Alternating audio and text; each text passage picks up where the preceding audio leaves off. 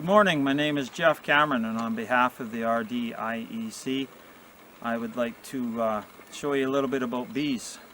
I've been working bees since the 70s with my brother Ken Cameron, and he's showing me the ropes all about bees and so forth, and hopefully today we can learn a little bit more about them. Before we begin, I'd just like to mention that we've lost 2/3 of our wild bees, and they're so valuable to the world. And it's not really honey pollination, it's or honey and production and so forth. It's all about pollination and food. Right now in the United States, I believe they hardly have enough honeybees to pollinate their almond crop, which is roughly a $3 billion business. But it's not really about money, it's about survival.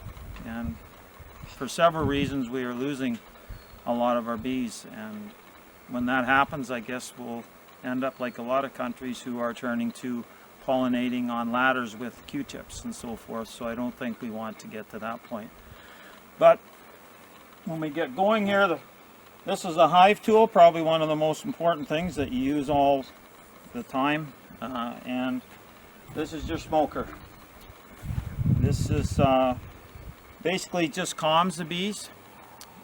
Some people say that when you put a puff of smoke on them, they think that their hive is on fire, so they all start to eat as much honey as they can for a journey that they might have to take. And by the time they've done that, I usually have the lid back on and they don't know any worse for wear. So I'll just get my smoker going here and show you how that works, kinda. And just use a little piece of paper towel, or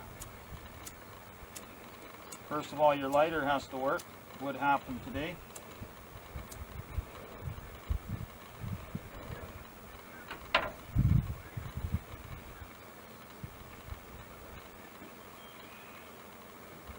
I'm just using some twine, baler twine.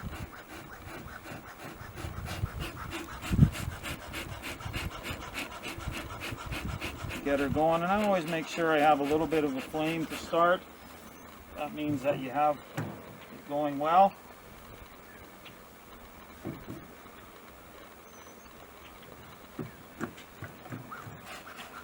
And there we go.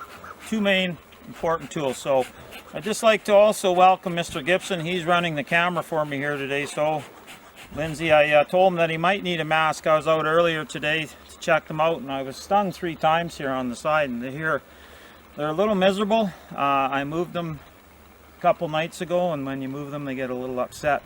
This is the wintering yard that I had them in. If Mr. Gibson just wants to take a swing through here, you can see some of the hives and so forth and some of the covers. It looks a little messy, but I'd taken the covers off. If Lindsay will walk over here for a minute.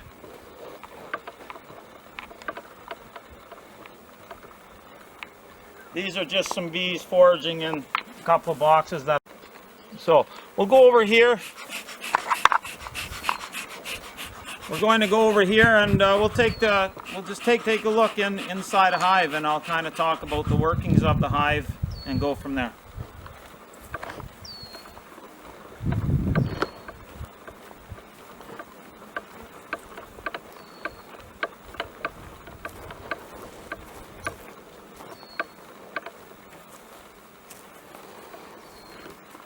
We'll use this one here. So that's just a cover that I used for winter. I kept them outside this year. It's just insulation I wrap with some garbage bags, and I use some bubble wrap. And I'll get Mr. Gibson to come over here for a moment. I'm just get in nice and close here, Lindsay. I'm just going to lift the top lid here, and we'll have a peek, see what's going on. Hopefully we have a strong hive here. Okay, looks pretty good. Can you get a little closer here, Lindsay? They're pretty calm today.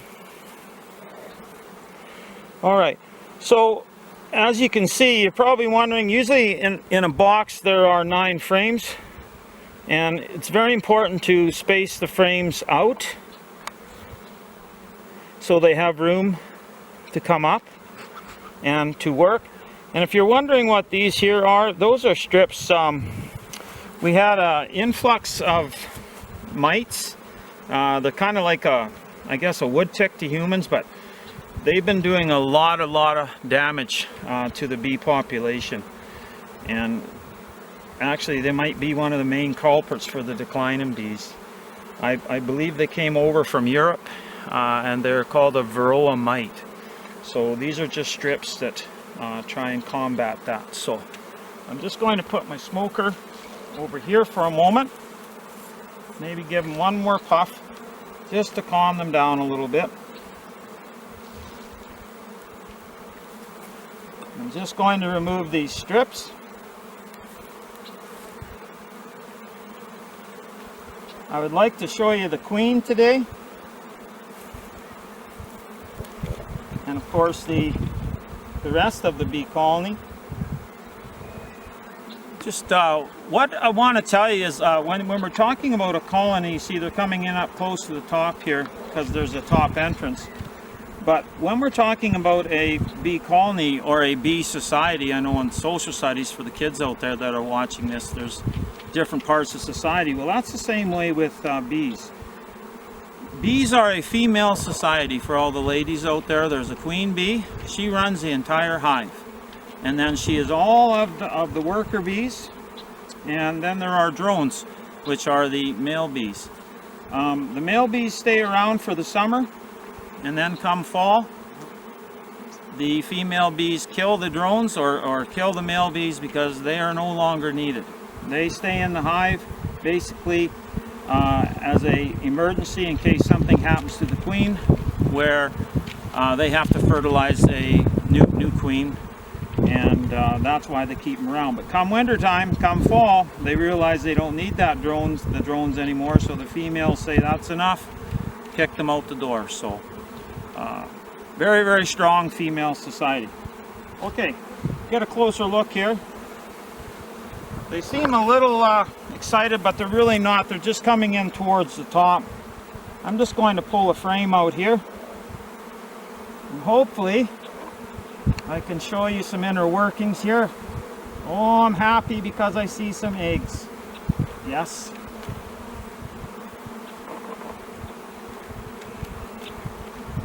This makes me very excited because if you can see this here, part of the frame, all of this brown, that's all brood. Those are baby bees. Those are baby bees that these are the other bees here are looking after. They are tending to them. Now these are all female bees. They're all worker bees, except for this fella here. Get a closer look at him. I can grab him because male bees cannot sting you. This is a male bee, and you might notice, I'll just grab him here. He's just a little different size. He's quite a bit bigger and thick. So this is a male bee. But this is a beautiful egg pattern. Unbelievable, actually. And if we could all have frames like this, it would be fantastic. So this is a beautiful queen, and she's a very strong colony. If you notice here, on this bee here, there's pollen on her legs, and bees will excuse my language, haul pollen in and out, and the pollen is to feed the young developing bees.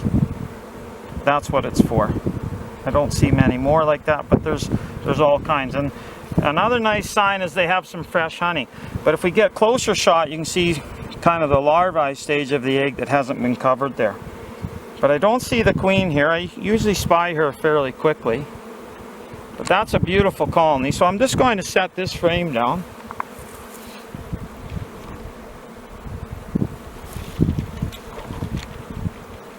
Grab another one here, see if we can't find Miss Queenie. Oh, she might be here. And the reason I say she might be here is because it's not solid brood, it hasn't been capped, so she could be here laying. I'll just have a peek for her. Again, you might see some of the bees with the pollen on their legs, the yellow. This one's really covered in pollen. She could hardly fly probably. So I'm just having a quick peek for the queen. The queen's quite a bit longer and she's thin. Quite a bit longer and quite a bit larger than the rest of the bees. But you see, they're just busy working away. And a lot of people think they bite, and which they do, but they're actually very, very gentle insect. And if you handle them quietly, and these ones haven't been moved, then they're pretty happy. I very rarely do I work with a mask. I usually just come out with a ball cap, and usually if I do get stung, usually it's my fault. So very nice brood pattern. I don't know, there's just some very fresh eggs on this side. I don't know if we can zoom in close enough to see the eggs there inside. I'm just going to grab another frame. I want to try and find that queen.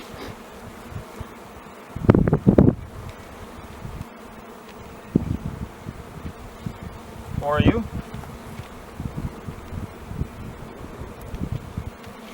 Bunch of fresh eggs. So very strong queen. You can see there's more male bees here.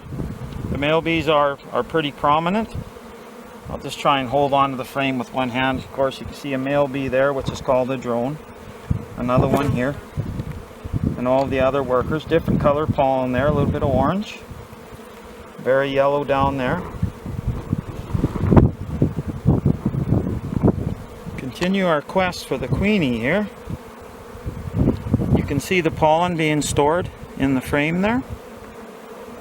And that's what the young bees will nurse off of. Where are you, Miss Queenie? So what happens is when they get really, really strong, when the hives get very strong, what I do is I will split the colony. I will take 3 or 4 of these frames and I'll move them to another hive and I'll give them a new queen. Again here.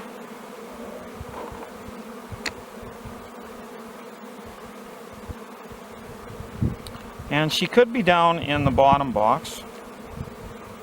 She could very well be in the bottom box.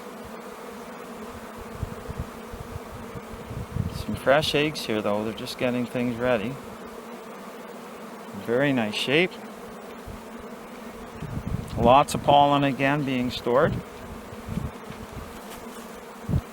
I'm just going to place her back in just because of temperature. I don't want the eggs to get chilled.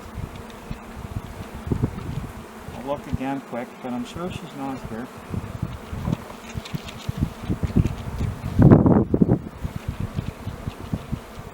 You can see them coming in and out. They're getting pretty excited here. They're wondering what's happened to their entrance and why it's open. But these ones are called nurse bees, so they never get too excited. Their main job is to look after these developing babies and to store the pollen, so they're looking after the young.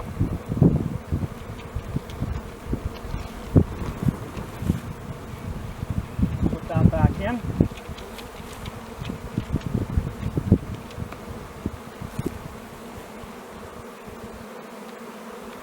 Not there. I'm going to try one more frame on the other side. I just want to get them back in.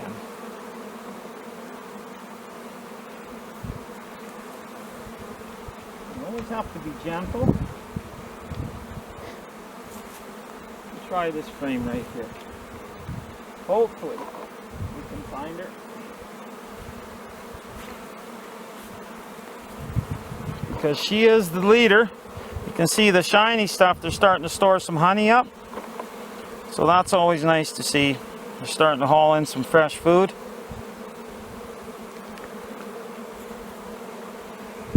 Yeah, lots of fresh food there.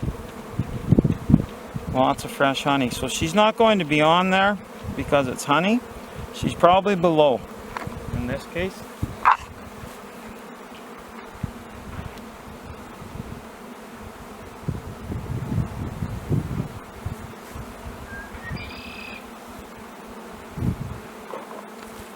another quick peek here. Usually you don't find her when it's solid brood, when it's all capped, unless she's moving to another frame.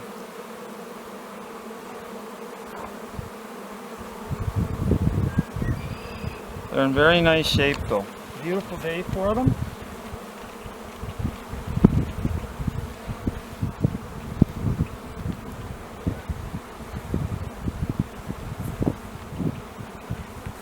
I'm just going to put the strips back in. I use a nail so I can put it in the center of the frame, between the two frames, so you're able to get, they walk past it and it's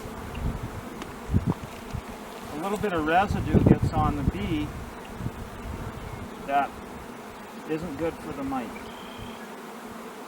I'll get Lindsay just to come to the side here, into the front here, and we'll just have a look right here, Lindsay, please.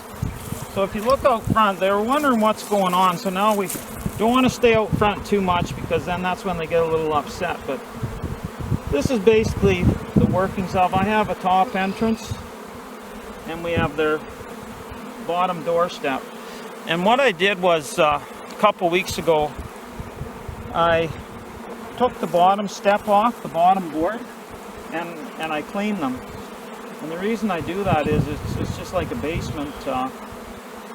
They have a lot of dead bees and different things, you know, wax and different things that fall and whatever.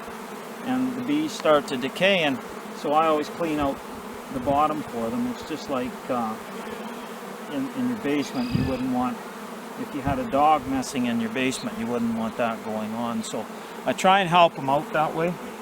But you can see they're really hauling pollen. So that tells me that the queen is really starting to lay. This one here can hardly move.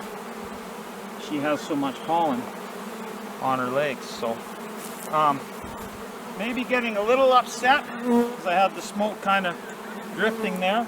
We'll just check one more hive, maybe the little single here. Maybe I can find the queen for you because I'd really like to show you what a queen looks like. So if you want to come around here, Lindsay.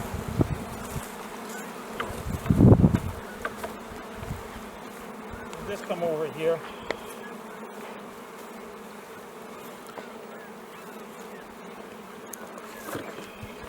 So this is a single, and the reason it's a single is I didn't feel they had enough bees for a double when I first came out. So I knocked them down to a single, and that way they can control the temperature better for the young and developing bees. I'll just take another frame out here. I'd love to show you the queen. Hopefully it works for us. Should be able to find her. Queenie here. Again, the queen controls the colony. If you want a good colony, you have to have a good queen. And queens, of course, lay the eggs. And there she is, Mr. Gibson. Found her. There she is here, everybody. That is a queen bee. And there's one queen bee for all those bees that I was showing you for every hive.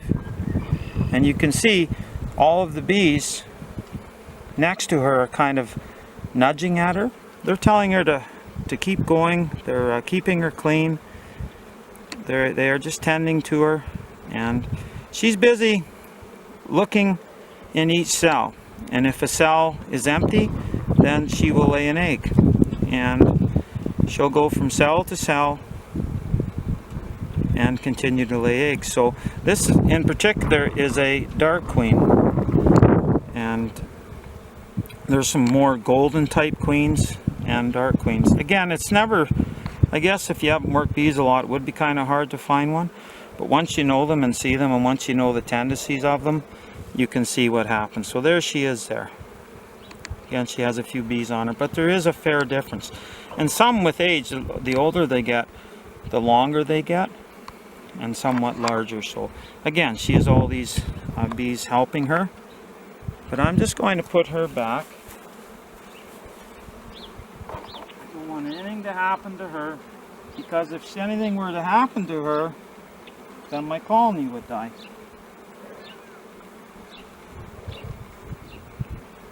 Just going to place her back.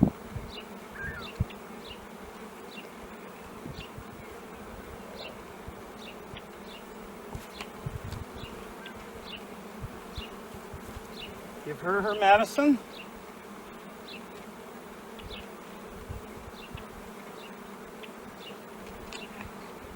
And I keep these in roughly 40 days or so, pending. There's a specific time period, and you can't keep them in too long because then the bees become, that's kind of their auto immune system, I guess.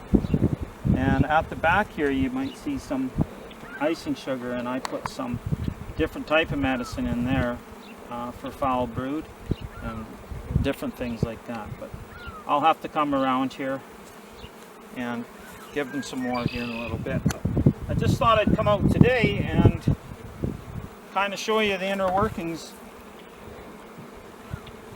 of a bee colony. But all in all, I guess I'd like to end by saying that there was a very wise man. His name was Albert Einstein, and I believe it was him that said when we lost our last bee, we have 2 years as we know it on Earth. And you know, I think he was talking about the pollination of all our plants. So folks, we've lost 2/3 of our wild bees, so it's pretty desperate times for bees, and I'm not sure of the solutions and different things. I mean, there's lots of things being used that maybe shouldn't be, but who am I to say that people shouldn't use a certain chemical or so forth? I think we all have to look collectively at what is affecting us as a society, and maybe take a good strong look at needs and wants. But that's kind of the inner workings of a beehive. Maybe we can revisit this at another time. There's lots of other things we could talk about, but just like to thank Lindsay Gibson for running the camera for me today. I'd like to thank my brother Ken Cameron for getting me into this years and years ago as a young child, and now I just kind of enjoy it. And with his advice, he still is the one that kind of knows the ins and outs of most of the things. With his advice on certain things, I think we've formed a pretty good team over the years. So anyhow, we had a very good winter. Last winter, out of 90 hives, I lost, I believe, 75. And so I had 15 hives coming out, and this year I had 70 hives. I built up from like that hive there that you just saw was a strong colony, so I would split that and maybe make a couple more colonies. So I had 70 at the end of the year, and this year I only lost 2 colonies. I tried some different medicine before they went in for winter, and I tried a little bit different coverings, and I placed them all in one yard where there was no wind. So I think they did very, very well, and it looks like they're doing extremely well. So everyone out there, I hope this was helpful, and let's hope for moisture for the farmers, for the bees, for all the animals coming up, and take care. Thank you very much. Thanks so much, Mr. Cameron. That was an awesome presentation. Wow, I give you credit for dealing with those bees. There was some parts of it that I had a hard time watching, let me tell you. But we're going to open it up to some questions right now, and will give us a chance to go through the chat and see if there's anything else that we've missed. So I'll open it up to our people that are participating. If there's any questions, we'll start now. Okay, Jeff, I have a few. First of all, do drones die after fertilizing the queen? Depending, they fertilize the queen quite high in the air, and there's a lot of predators and so on. So quite often you hope that the queen can get back even to the hive. So yeah, there's lots of things that can happen. There's wind and you know, birds and just various things that happen in the air, and quite often they don't make it back. But they're not like a female bee. When they sting you, they actually die because they rip their back end out. Okay. How do bees make honey, like the process behind it? Okay, the process is they actually have two stomachs. They collect nectar, which is a sugary substance, and they actually have a honey stomach apart from their food stomach. So when their honey stomach is full, they will make their way back to their hive, and then they will place that into the cones. Oh, interesting. What is meant by bee bread? What is meant by bee bread? Correct. Okay, so there are several different things. I guess one of the biggest things when they talk bee bread, they're actually talking pollen, because that's the feed for the young bees. So that's like our bread as they're growing up and so forth. And they actually have different like if the queen dies, they will invert the cell, and it's very hard for me to explain, but they actually invert the cell so it's upside down, and they will feed that egg what's called royal jelly. And royal jelly is I guess it would be like us taking super vitamins and nutrients, but it actually turns that normal worker bee into a queen just because that egg was fed royal jelly. Interesting. Yeah. There's a question here from our participants too, Jeff. How long do the queen, drones, and workers live? Okay, a queen bee can go, it varies, but 4 years is pretty max. Worker bees usually 30 days, 30 to 40 days, because they actually work so hard that they burn their wings off. So that's what happens to them. And drone bees, you could look that up, but it varies. Like I would say on average a couple of months. Another question is, how do the female bees kill the male bees? They sting them. They will actually sting them and drag them out in the fall. How many bees? I'm sorry, keep going out. Sometimes they will keep some male bees around for the winter. The odd time you will find some drones in the spring when I go into a hive, but it's not very often. I always watch for when the drones are being drug out of the hive, because then I know that the flow is over. And what I mean by flow is they're not bringing in any honey. So I know it's time to take my boxes. Awesome. Another question was, how many bees would be in your hive? Roughly 100,000.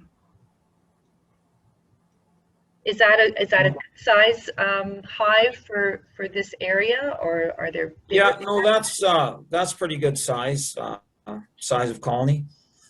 Depending, like there's weaker and there's stronger, colonies, and it all depends on the queen. The queen that I showed you, and I had a little trouble seeing, I'm not sure, hopefully it was just on my end, like the pictures I couldn't see near as clearly as when I'd sent the video, so I hope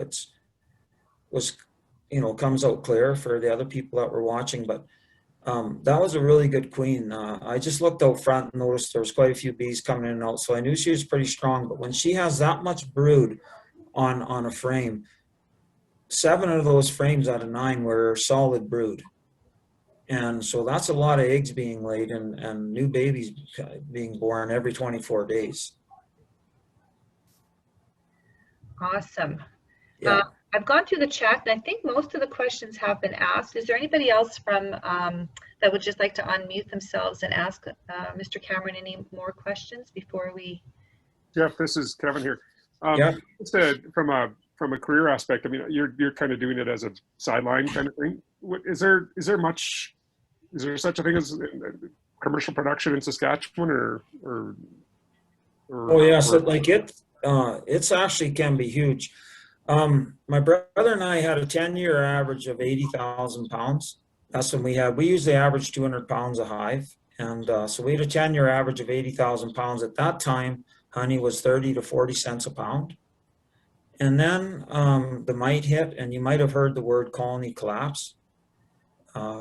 and then we have all these things happening to bees. So honey all of a sudden shot up to $3 a pound, but we were out of it at that point. We got out of it for a while, but it was up to $3 a pound. So you think 80,000 pounds times 3, I don't need to tell you the math. That's a pretty nice year. And so right now, and I don't want to get too political with kids and maybe not understanding, but there's quite a bit of argumentative things going on with China and the world right now. And China is flooding the markets, or was flooding the markets with honey, but it wasn't really honey. They were putting all kinds of products in the honey that I wouldn't feed to anything. And people were buying it up because it was cheap. But now, because of the relationships between Canada, China, with the hostages and just the different things going on, they banned Chinese honey because they have new testers that are picking up all these chemicals and different additives that they're adding. So all of a sudden, honey's up to $3 a pound again. And I'll take that strong colony and I'll make another 2 colonies out of that. So I'll have 3 colonies for that, for instance, times 200. So 600 times 3 is $1,800 that I can make from those 3 colonies. And I hope to have 150 at the end. By June, I should have 150 colonies. So when you split that hive, do you have to buy an additional queen? That was another question from the chat. Okay, so what happens is you can raise your own queens.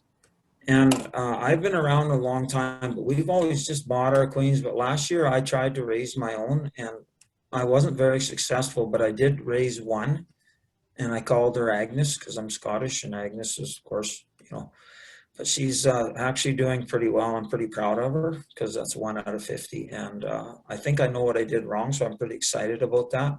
But no, I've ordered 50 queens, and I'll take 3 of those brood frames and 1 honey frame, and I'll place them in a new bottom in a box, and I'll give them, that's 4 I said, right? So I'll give them 5 empties, so she's got room to lay. She'll have 3 frames of bees to help her out, and away she'll go. Awesome. Yeah.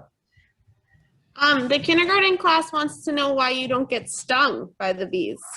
Okay, so that's a great question, and thanks a lot, Alameda K kids. I do get stung some, but what happened was I went out to check on a yards where I could run this video, and I went to check the 2 yards that I moved, and I could hardly get near them because they were mad at me for moving them. They know, they're very smart, and they're like a farmer with the cattle. They know who is around, and I had another person with me, and they get agitated, but they get to know who you are. But they're actually, there's a big difference between bees and wasps, and people get stung all the time by wasps and other different types of bees, but a honeybee very rarely would ever bite you unless you were to, I'm not even sure what you'd have to do. Because I work with them, like you saw me out front there, and there was hundreds, and I don't know how clear it was, but I wasn't stung that day. So they don't bother you. If you're to sit out front and poke at the front, then yes, they would bother you. But no, if you're just handling them quietly, they're a very gentle insect. Jeff, I've got a question regarding the different flavors of honey. We have a teacher here at Campus Regina Public who sells honey and raises bees as well, and sells the spring and the fall honey, and it's got different flavors. Can you speak to that a little bit? How does that work? Sure. I will name 2. Well, there's buckwheat honey is very strong and very dark, and it's just the color of the nectar that they actually get from the flower. And interesting enough, the canola, with the gene modifications that they're making, the canola honey is actually hardening so much that the bees aren't able to use it. It's being genetically modified. So that's kind of scary, and I've been noticing that. So in the fall, when I'm storing honey, I make sure that I don't have any canola honey because the bees can't use that in the winter. It becomes rock hard. So depending on the type of flower, you'll have a very different taste. One thing I'm very proud of, the last 2 years, my brother and I have received an award from Quebec. We always deal with the honey co-op in Manitoba, and they were unable to grade our honey. It's the same as wheat. You get a #1 grade, a #2, #3. But ours was even above a #1, so they call it a special grade. We have our bees all along the dam in Alameda, and it's all wildflower. And of course, you know, they're able to fly and they don't know boundaries, so they're going to get into canola and stuff, which is fine, but the majority of it's wildflower and it's pure. And the reason I moved them there is because a few years back, we were sprayed with a substance called lorsban, and it completely wiped us out. The bees were in mounds as big as a badger hill in front of each hive, and they were all shaking and shuddering and dying. Wow, thank you so much for sharing that. Are there any other questions before we close down the Zoom? I've got one more, Jeff. So as just citizens, good citizens, what can we do to help out bees? What should we be doing to make sure that our bees, our bee population is healthy in Saskatchewan? What do we do? Well, I'm going to say something that a lot of people aren't going to like, but #1 is leave your dandelions. And people aren't going to like to hear that. But as I said at the end of my video, you know, who am I to say to tell people what to do and what not to do? But I will reiterate what Mr. Albert Einstein said. We've lost 2/3 of our wild bees, and we only have 1/3 left here, and they're in trouble because 2 years ago I lost 75 out of 90 or whatever, and this colony collapse thing is a big issue, and we do not have many bees left. And I've seen lots of you know, the older people, and just in even in my community, were using brooms in their gardens and on their orchard trees, and that's because they're not around to pollinate. But I always keep a couple hives in town now, just in my backyard, and the people have noticed, and they're extremely happy because their apple trees are just full. You know, you get a couple 100,000 bees flying around town, not bothering anybody, just doing their job, and it makes a big difference. Wow, thank you. Jeff, where do you purchase your bees? Okay, so I never purchase any bees, but I can talk to you about that, Doug, at another time. I always just raise my own. We haven't purchased bees for 20 years. Okay. The lowest I've got was, I got down to 15 last year, and now I'm back up to 70. So I had 15, and out of that 15, 9 of them were on ventilators. And, you know, if I'm going to use a COVID term, they were in rough shape, but I gave them help. I would take a strong frame and give them help to a weak frame, to a weak hive. And I just built them up, took me all summer, and I ended up having, you know, 14,000 pounds of honey, and I managed to get through with a good winter. I tried a few different things. So we'd have to sit down someday in Regina, and I can discuss some things if you want to get into a hive or two. And there's a little bit of science to it. There's a lot of common sense to it, but you have to kind of know what's going on. Right. Yeah. Kind of sitting in the back of nowhere, so it's kind of nice following the creek bed. So. Oh boy, you'd have a prime time. Yeah, and I could help you out so they would winter. I think I figured it out. I'm hoping. Awesome. Thank you very much. Yes. Really enjoyed it. Well, that's good. Well, I think if that's all the questions. Out of here. Oh, we have another one. Thanks, Mr. Cameron. The grade 3-4s are off to art class. We enjoyed the presentation very much. Were you able to see the video pretty well, Mrs. Brooks? Or? Yeah, we can see it pretty good. Okay. Yeah. All right. You're welcome. Thank you. On behalf of the team and Jeff for taking the time to showing us that, we'd like to thank you so much for taking us down the life cycle of a bee farmer, and I'm sure this is going to get many hits on our YouTube channel. So, and for those students that are watching that, don't forget about the survey that can be accessed from our website at www.rdiec.ca. Thanks again, Mr. Cameron, and with that, we'll bid farewell. Thank you.